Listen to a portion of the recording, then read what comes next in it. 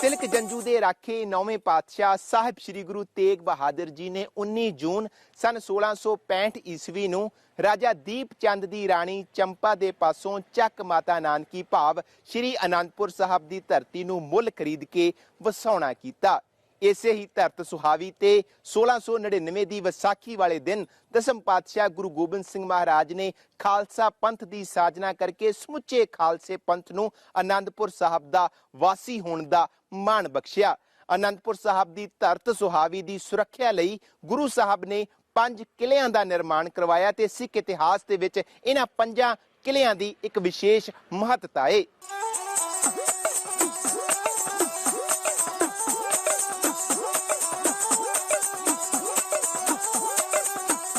दरिया सतलुज ते शिवालिक दियां पहाड़ियां दरमियान कुदरती नज़ारियां भरपूर बहुत ही रमणीक मन लुभावना दृश्य है।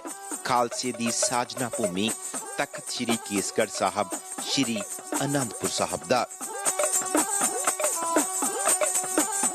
इस पवित्र धरती ते ही 9वें गुरुदेव श्री गुरु तेग बहादुर जी ते बाल गोबिंद राय दा पहली बार मिलाप होया। औरंगजेब दी जुल्मों सितम दे सताए हुए कश्मीरी पंडित अपने धर्म दी रख्या वास्ते फरियादी बन के श्री गुरु तेग बहादुर जी दे दरबार विच इत्थे ही हाजिर हुंदे हन। इस इतिहासक स्थान तो बाल गोबिंद राय अपने गुरु पिता गुरु तेग बहादुर साहब नूं धर्म रख्या ते धार्मिक सुतंत्रता वास्ते 1675 ईस्वी च कुर्बानी देन लई तोरते हन। दशमेश पिता गुरु गोबिंद सिंह जी 9 साल दी उम्र च 10वें नानक दे रूप च गुरगद्दी ते विराजमान भी इसे सुहावी धरती ते हुंदे हन। गुरु गोबिंद सिंह जी अपनी संसारिक यात्रा दा वड्डा हिस्सा इत्थे ही अलौकिक दैवी मिशन दी पूर्ति प्राप्ति वास्ते गुजारदे सन। साहिब श्री गुरु तेग बहादुर जी दे पावन सीस दा संस्कार भी इस महान धरत सुहावी ते कीता गया। साहिब श्री गुरु गोबिंद सिंह जी पंगाणी युद्ध जितण उपरंत चक माता नानकी आए तां युद्ध दृष्टि नूं सन्मुख रखदिआं 30 मार्च 1699 नूं आनंदगढ़ साहब नाम दे किले दा निर्माण करवाया, जिस तों आनंदपुर साहब दा नां जगत प्रसिद्ध होया। पहाड़ी ते मुगल हाकम कई बार श्री आनंदपुर साहब ते हमलावर हुंदे रहे। इसे ही धरती ते मसंद प्रथा नूं समाप्त कर सिख संगतां नूं सिद्धा गुरु पंथ नाल जोड़िया गया।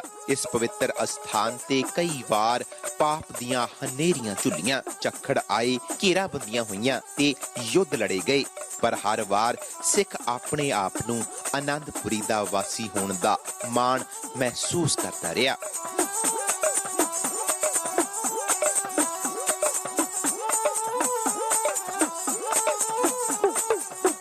श्री आनंदपुर साहब की पावन धरती ते दसम पातशाह साहिब श्री गुरु गोबिंद सिंह महाराज ने जिन्हां 5 किलियां का निर्माण करवाया, उन्हां दे विचों सब तो उचाई ते सब तो मजबूत ते सब तो वड्डा किला सी किला आनंदगढ़ साहिब। कई इतिहासकार तां तख्त श्री केसगढ़ साहब नूं भी किलियां की गिनती दे विच ही शामिल करदे हन।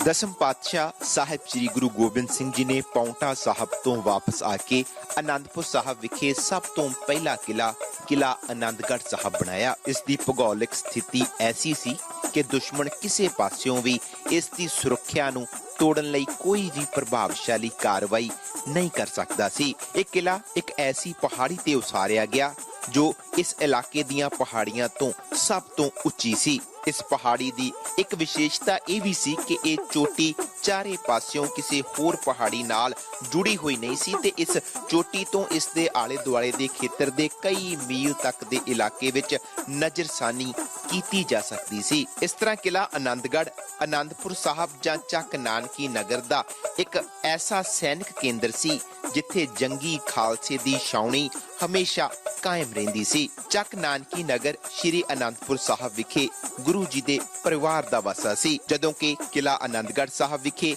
जंगी खालसे दा कैंप सी। सो इन्हां दोहां नगर ते किले दे विचकार सी तख्त श्री केसगढ़ साहब वाला स्थान, जो गुरु साहब दे दरबार लगाउण वाला तख्त सी, जिथे बैठ के गुरु साहब हुक्मनामा लिख के गुरसिख संगतां नूं भेजिया करदे सन। ਤੇ ਇਹ ਹੋਰ ਧਾਰਮਿਕ ਦੀਵਾਨ ਆਦਿ ਸਜਾਉਣ ਵਾਲਾ ਮੁੱਖ ਅਸਥਾਨ ਸੀ।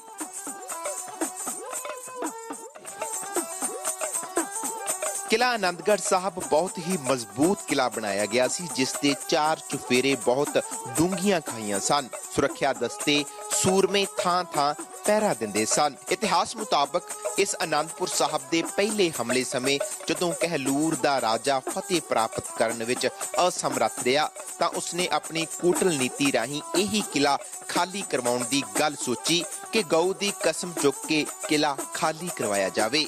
राजा ने विचार की कि गुरु जी नूं गऊ दी कसम चुक के विश्वास दवा दिता जावे कि जेकर वो आनंदगढ़ साहब दा किला खाली कर जाण तां उन्हां नूं कुछ नहीं किया जावेगा अते कुछ समय बाद गुरु जी फिर इत्थे आके वापस रह सकते हन। राजे इस चाल नाल अपनी सैनिक कमजोरी लुकाउणा चाहुंदे सन। राजियां दी इस कसम ते गुरु जी कुछ समय लई किला आनंदगढ़ साहब खाली करना मन गए। गुरु जी खामखां लड़ाई नहीं लड़ना चाहुंदे सन। गुरु जी दा विचार सी कि जेकर कुछ समय लई किला खाली कर जाण नाल लड़ाई टल सकदी है तां इह समझौता कोई माड़ा नहीं। इस तरह गुरु साहब राजियां वलों गऊ दी कसम राहीं यकीन दिवाउण ते किला खाली करके नरमोहगढ़ वाली थां ते चले गए। सो गुरु साहब जदों नरमोहगढ़ दे अस्थान ते आए तां पहाड़ी राजियां ने अपनियां कसमां भुला के सरहंद दे सूबेदार दी कुछ फौज लैके गुरु साहब ते हमला कर दिता, जिस दे सिट्टे वजों गुरु साहब ने इत्थे बहुत तकड़ी लड़ाई लड़ी। इत्थों लड़दे हुए बसाली पिंड विच जा उन्हां कैंप ला लिया। फिर इत्थों सतलुज दरिया दे कंढे ते बिपौर साहब दे अस्थान ते आ टिके। इत्थे रहिंदियां कहलूर दा राजा फिर गुरु जी दी शरण विच आ गया। सिट्टे वजों गुरु साहब फिर आनंदपुर साहब वापस आ गए ते किला आनंदगढ़ साहब नूं वसा लिया।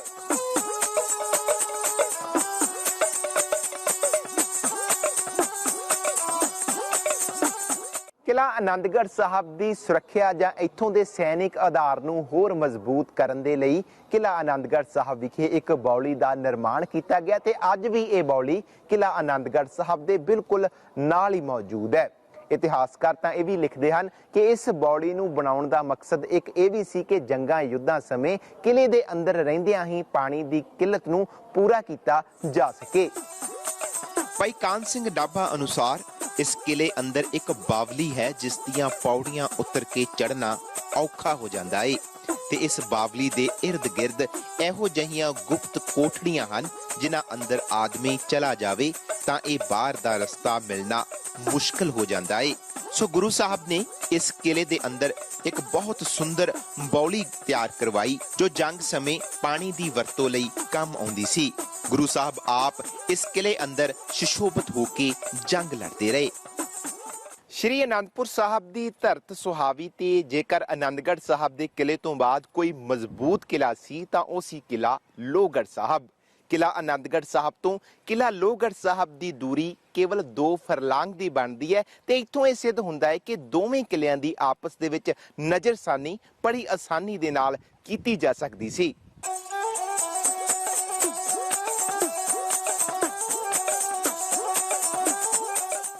किला आनंदगढ़ साहब तो दूजे नंबर ते आउंदा है किला लोहगढ़ साहब।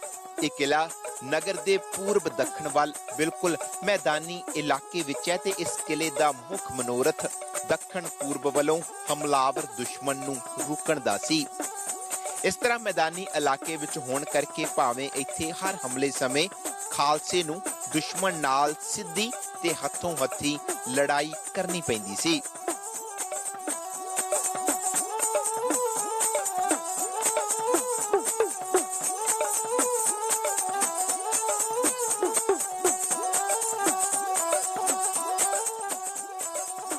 इस किले विच हर समय सिंघां दा एक तकड़ा जथा तैनात करके रखिया जांदा। किला आनंदगढ़ ते किला लोहगढ़ दा सीधा फासला तकरीबन 2 फरलांग दा सी।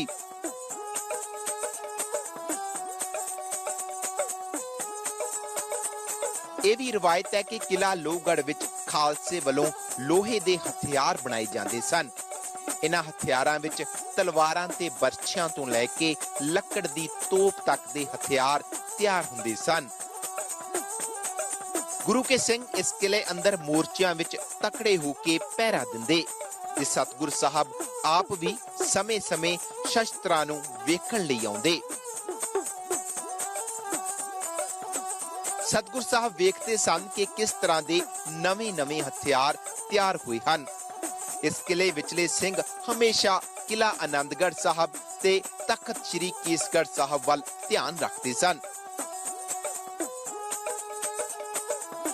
ਤਵਾਰੀਖ ਗੁਰੂ ਖਾਲਸਾ ਅਨੁਸਾਰ ਜਿਸ ਸਮੇਂ ਮੁਗਲ ਫੌਜਾਂ ਨੇ ਕਿਲਾ ਆਨੰਦਗੜ੍ਹ ਸਾਹਿਬ ਨੂੰ ਪੌੜੀਆਂ ਲਾ ਕੇ ਚੜ੍ਹਨ ਦਾ ਯਤਨ ਕੀਤਾ ਤਾਂ ਇਹਨਾਂ ਸਿੰਘਾਂ ਨੇ ਵੀ ਉਹਨਾਂ ਦੁਸ਼ਮਣਾਂ ਤੇ ਤਕੜੇ ਹੋ ਕੇ ਹਮਲਾ ਕੀਤਾ ਸੀ।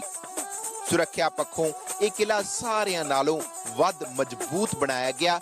ਤਕੜੀ ਮੋਰਚਾਬੰਦੀ ਕੀਤੀ ਗਈ ਤੇ ਬਹੁਤ ਮਜ਼ਬੂਤ ਦਰਵਾਜ਼ੇ ਲਗਾਏ ਗਏ। ਇਸ ਕਿਲੇ ਵਿੱਚ ਚੰਗੇ ਤੋਂ ਚੰਗੇ ਸ਼ਸਤਰ ਤਿਆਰ ਹੋਣ ਕਰਕੇ ਸ਼ਸਤਰ ਜਮ੍ਹਾਂ ਵੀ ਇੱਥੇ ਹੀ ਰੱਖੇ ਜਾਂਦੇ ਸਨ। ਇਸ ਤਰ੍ਹਾਂ ਇੱਥੇ ਲੋਹੇ ਦਾ ਸਮਾਨ ਤਿਆਰ ਹੋਣ ਕਰਕੇ ਇਸ ਦਾ ਨਾਂ ਲੋਹਗੜ੍ਹ ਪੈ ਗਿਆ।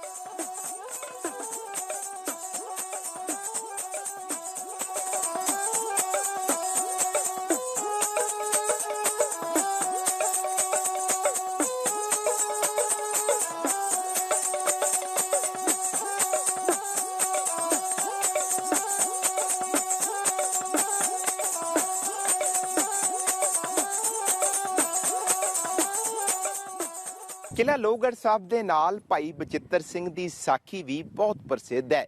ਇਸੇ ਹੀ ਥਾਂ ਤੇ ਭਾਈ ਬਚਿੱਤਰ ਸਿੰਘ ਨੇ ਮਸਤ ਹਾਥੀ ਦੇ ਮੱਥੇ 'ਚ ਨਾਗਣੀ ਵਰਸ਼ਾ ਮਾਰ ਉਸ ਦਾ ਅੰਤ ਕੀਤਾ ਸੀ।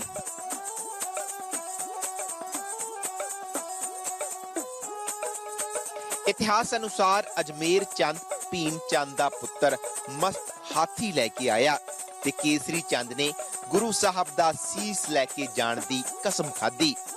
ਭਾਈ ਸੰਤੋਖ ਸਿੰਘ ਜੀ ਨੇ ਵੀ ਮਸਤ ਹਾਥੀ ਦਾ ਕਿਲਾ ਲੋਹਗੜ੍ਹ ਸਾਹਿਬ ਵਿਖੇ ਆਉਣਾ ਲਿਖਿਆ ਏ।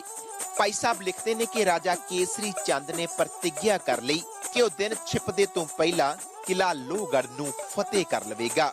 ਜੇ ਇਹ ਕੰਮ ਕਰਨ ਵਿੱਚ ਅਸਫਲ ਰਿਹਾ ਤਾਂ ਮੁੜ ਕੇ ਆ ਕੇ ਰਾਜਿਆਂ ਨੂੰ ਮੂੰਹ ਨਹੀਂ ਵਿਖਾਵੇਗਾ। ਉਹ ਬਾਕੀ ਰਾਜਿਆਂ ਨੂੰ ਪ੍ਰੇਰਦਾ ਏ ਕਿ ਇਕੱਠੇ ਹੋ ਕੇ ਹਮਲਾ ਕਰੋ ਤੇ ਲੋਹਗੜ੍ਹ ਨੂੰ ਜਿੱਤ ਲਓ। ਸੋ ਇਸ ਕਿਲੇ ਤੇ ਹਮਲਾ ਕਰਨਾ ਦੁਸ਼ਮਣਾਂ ਦੀ ਇਹ ਨੀਤੀ ਸੀ ਕਿ ਇਸ ਕਿਲੇ ਅੰਦਰ ਗੁਰੂ ਸਾਹਿਬ ਦੇ ਸ਼ਸਤਰ ਜਮ੍ਹਾਂ ਹਨ। ਦੁਸ਼ਮਣ ਚਾਹੁੰਦੇ ਸਨ ਕਿ ਇਸ ਕਿਲੇ ਤੇ ਕਬਜ਼ਾ ਹੋਣ ਦੇ ਨਾਲ ਸਾਡਾ ਸ਼ਸਤਰਾਂ ਤੇ ਕਬਜ਼ਾ ਹੋ ਜਾਵੇਗਾ ਤੇ ਬਿਨਾਂ ਸ਼ਸਤਰਾਂ ਤੋਂ ਗੁਰੂ ਸਾਹਿਬ ਤੇ ਸਿੰਘ ਸਾਡੇ ਨਾਲ ਕਿਸ ਤਰ੍ਹਾਂ ਟਾਕਰਾ ਕਰਨਗੇ। ਭਾਵ ਕਿ ਇਸ ਕਿਲੇ ਨੂੰ ਫਤਿਹ ਕਰਨ ਨਾਲ ਸਾਰੇ ਕਿਲਿਆਂ ਤੇ ਫਤਿਹ ਪ੍ਰਾਪਤ ਹੋ ਜਾਵੇਗੀ।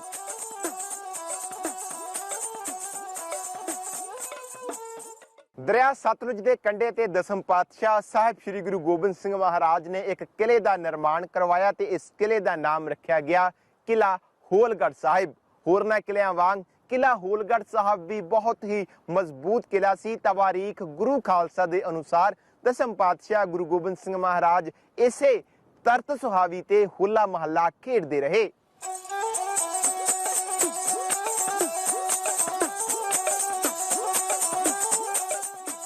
ਕਿਲਾ ਹੋਲਗੜ੍ਹ ਦਸਮ ਪਾਤਸ਼ਾਹ ਗੁਰੂ ਗੋਬਿੰਦ ਸਿੰਘ ਮਹਾਰਾਜ ਨੇ ਸਤਲੁਜ ਦਰਿਆ ਦੇ ਨਜ਼ਦੀਕ ਤਿਆਰ ਕਰਵਾਇਆ। ਦੁਸ਼ਮਣ ਜਿਸ ਸਮੇਂ ਹਮਲਾ ਕਰਦੇ ਤਾਂ ਇਸ ਕਿਲੇ ਵਿਚਲੇ ਸਿੰਘ ਦੁਸ਼ਮਣਾਂ ਨੂੰ ਮੂੰਹ ਤੋੜਵਾਂ ਜਵਾਬ ਦਿੰਦੇ, ਜਿਸ ਦਾ ਜ਼ਿਕਰ ਗਿਆਨੀ ਗਿਆਨ ਸਿੰਘ ਜੀ ਨੇ ਤਵਾਰੀਖ ਗੁਰੂ ਖਾਲਸਾ ਭਾਗ ਪਹਿਲਾ ਦੇ ਵਿੱਚ ਕੀਤਾ ਹੈ। ਇਹ ਕਿਲਾ ਪਿੰਡ ਅਗੰਮਪੁਰ ਵਿਖੇ ਸਥਿਤ ਹੈ ਤੇ ਪਿੰਡ ਅਗੰਮਪੁਰ ਨੰਗਲ ਜਾਣ ਵਾਲੀ ਮੁੱਖ ਸੜਕ ਉੱਪਰ ਆਨੰਦਪੁਰ ਸਾਹਿਬ ਤੋਂ ਤਕਰੀਬਨ 1.5 ਕਿਲੋਮੀਟਰ ਦੀ ਵਿੱਥ ਤੇ ਮੌਜੂਦ ਹੈ।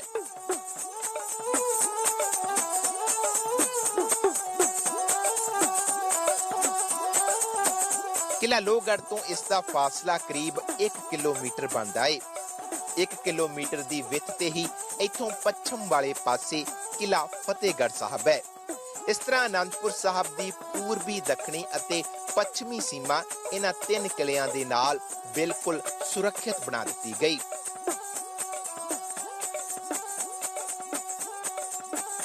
ਗੁਰੂ ਸਾਹਿਬ ਇਸ ਕਿਲੇ ਵਿੱਚ ਮੁੱਖ ਤੌਰ ਤੇ ਹੋਲੇ ਮਹੱਲੇ ਸਮੇਂ ਸਿੰਘਾਂ ਦੇ ਜੰਗੀ ਕਰਤੱਵ ਕਰਾਇਆ ਕਰਦੇ, ਇਸ ਲਈ ਇਸ ਦਾ ਨਾਂ ਕਿਲਾ ਹੋਲਗੜ੍ਹ ਪੈ ਗਿਆ।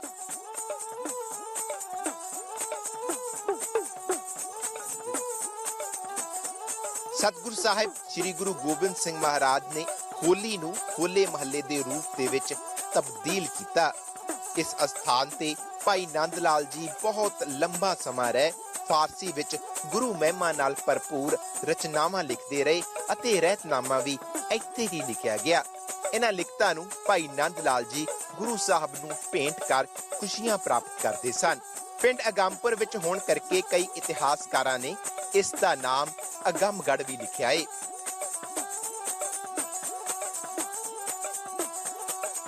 ਅਨੰਦਪੁਰ ਸਾਹਿਬ 'ਚ ਚਰਨ ਗੰਗਾ ਦੇ ਕਰੀਬ ਦਸਮ ਪਾਤਸ਼ਾਹ ਸਾਹਿਬ ਸ੍ਰੀ ਗੁਰੂ ਗੋਬਿੰਦ ਸਿੰਘ ਮਹਾਰਾਜ ਨੇ ਕਿਲ੍ਹਾ ਫਤਿਹਗੜ੍ਹ ਸਾਹਿਬ ਦੀ ਉਸਾਰੀ ਕਰਵਾਈ। ਸਿੱਖ ਇਤਿਹਾਸ ਦੇ ਵਿੱਚ ਕਿਲ੍ਹਾ ਫਤਿਹਗੜ੍ਹ ਸਾਹਿਬ ਦਾ ਬਹੁਤ ਵੱਡਾ ਨਾਮ ਹੈ ਤੇ ਖਾਸ ਕਰਕੇ ਬਹੁਤ ਸਾਖੀਆਂ ਇਸ ਕਿਲ੍ਹੇ ਦੇ ਨਾਲ ਜੁੜੀਆਂ ਹੋਈਆਂ ਹਨ। ਕਿਲ੍ਹਾ ਫਤਿਹਗੜ੍ਹ ਸਾਹਿਬ ਦਸਮ ਪਾਤਸ਼ਾਹ ਨੇ ਚਰਨ ਗੰਗਾ ਦੇ ਨੇੜੇ ਤਿਆਰ ਕੀਤਾ। ਇਹ ਕਿਲ੍ਹਾ ਵੀ ਹਜ਼ੂਰ ਨੇ ਅਨੰਦਪੁਰ ਸਾਹਿਬ ਦੀ ਰਾਖੀ ਲਈ ਤੇ ਜੋ ਦੁਸ਼ਮਣ ਚੜ ਕੇ ਆਉਂਦੇ ਸਨ ਉਹਨਾਂ ਦੇ ਨਾਲ ਟਾਕਰਾ ਕਰਨ ਲਈ ਹਰ ਪੱਖ ਤੋਂ ਬੜਾ ਮਜ਼ਬੂਤ ਬਣਾਇਆ। ਗੁਰੂ ਸਾਹਿਬ ਦੇ ਸਾਰੇ ਕਿਲ੍ਹੇ ਹੀ ਜੰਗੀ ਕਿਲ੍ਹੇ ਸਨ। ਇਸ ਤਰ੍ਹਾਂ ਇਸ ਕਿਲ੍ਹੇ ਵਿੱਚ ਵੀ ਮੋਰਚਾਬੰਦੀ ਬਣਾਈ ਹੋਈ ਸੀ।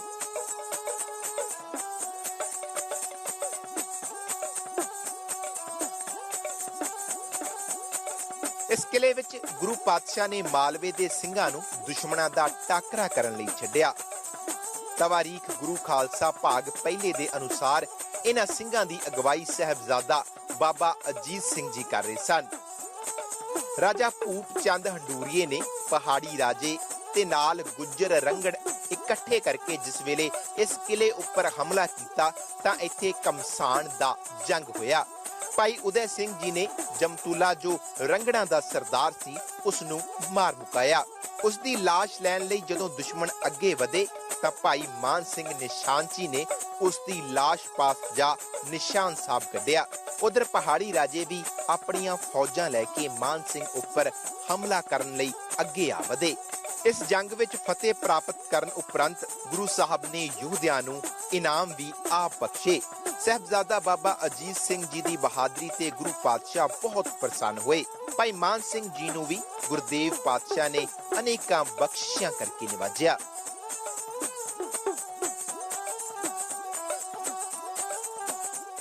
ਅਨੰਦਪੁਰ ਸਾਹਿਬ ਦੀ ਧਰਤੀ ਤੇ ਉਸਾਰੇ ਗਏ 5 ਕਿਲ੍ਹਿਆਂ ਦੇ ਵਿੱਚੋਂ 5ਵਾਂ ਕਿਲ੍ਹਾ ਸੀ ਕਿਲ੍ਹਾ ਤਾਰਾਗੜ੍ਹ ਸਾਹਿਬ।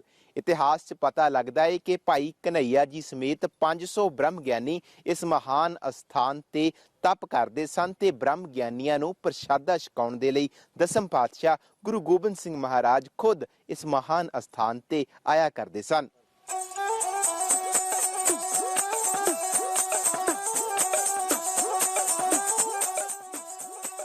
ਭਾਈ ਕਾਨ ਸਿੰਘ ਜੀ ਨਾਭਾ ਦੀ ਲਿਖਤ ਮਹਾਨ ਕੋਸ਼ ਅਨੁਸਾਰ ਗੁਰੂ ਗੋਬਿੰਦ ਸਿੰਘ ਮਹਾਰਾਜ ਨੇ ਜੰਗ ਸਮੇਂ ਅਨੰਦਪੁਰ ਸਾਹਿਬ ਦੀ ਰੱਖਿਆ ਲਈ ਕਿਲ੍ਹਾ ਤਾਰਾਗੜ੍ਹ ਤਿਆਰ ਕਰਵਾਇਆ, ਜਿਸ ਦੇ ਪਾਸ ਭਾਈ ਕਨ੍ਹਈਆ ਜੀ ਦੀਆਂ ਬੌਲੀਆਂ ਵੀ ਹਨ।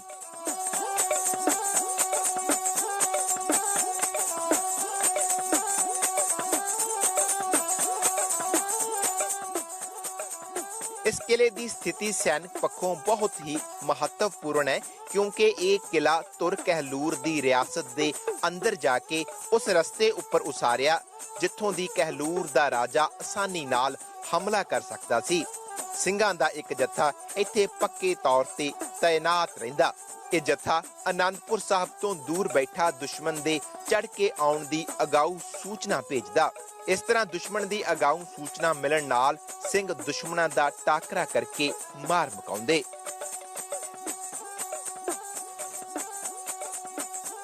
ਭਾਈ ਕਨ੍ਹਈਆ ਜੀ ਬੜੀ ਉੱਚੀ ਕਰਨੀ ਵਾਲੇ ਸਨ।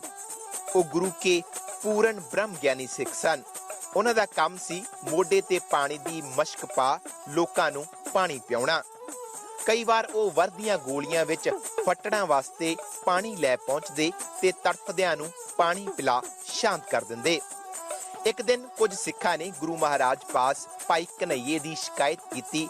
ਗੁਰੂ ਸਾਹਿਬ ਸ਼ਿਕਾਇਤ ਸੁਣ ਭਾਈ ਕਨ੍ਹਈਏ ਨੂੰ ਬੁਲਾ ਕੇ ਪੁੱਛਿਆ ਤਾਂ ਉਹਨਾਂ ਹੱਥ ਜੋੜ ਕੇ ਕਿਹਾ, ਸੱਚੇ ਪਾਤਸ਼ਾਹ, ਮੈਨੂੰ ਤਾਂ ਹਰ ਇੱਕ ਵਿੱਚ ਹਜ਼ੂਰ ਦਾ ਹੀ ਦੀਦਾਰ ਹੁੰਦਾ ਏ। ਨਾ ਮੈਂ ਆਪਣੇ ਨੂੰ ਤੇ ਨਾ ਮੈਂ ਕਿਸੇ ਦੁਸ਼ਮਣ ਨੂੰ, ਮੈਂ ਤਾਂ ਹਰ ਥਾਂ ਆਪ ਜੀ ਨੂੰ ਹੀ ਪਾਣੀ ਪਿਆਉਂਦਾ ਹਾਂ। ਗੁਰੂ ਸਾਹਿਬ ਨੇ ਪ੍ਰਸੰਨ ਹੋ ਕੇ ਫਰਮਾਇਆ, ਭਾਈ ਕਨ੍ਹਈਆ, आ लै मलम दी डब्बी, जिस फट्टड़ नूं पानी पियाया करें उस दे जख्मां उत्ते मलम भी ला दिया करें।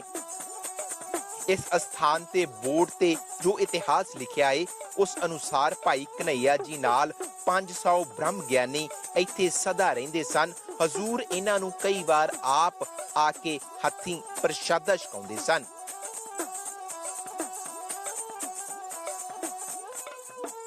ਅੱਜ ਦੇ ਲਈ ਬਸ ਇੰਨਾ ਹੀ। ਹੁਣ ਮੈਨੂੰ ਪਰਮਜੀਤ ਸਿੰਘ ਨੂੰ ਦਿਓ ਇਜਾਜ਼ਤ। ਦੇਸ਼ ਦੁਨੀਆ ਦੀਆਂ ਵੱਡੀਆਂ ਖਬਰਾਂ ਲਈ ਤੁਸੀਂ ਇਸੇ ਤਰ੍ਹਾਂ ਬਣੇ ਰਹੋ ABP ਸਾਂਝਾ ਦੇ ਨਾਲ। ਵਾਹਿਗੁਰੂ ਜੀ ਕਾ ਖਾਲਸਾ, ਵਾਹਿਗੁਰੂ ਜੀ ਕੀ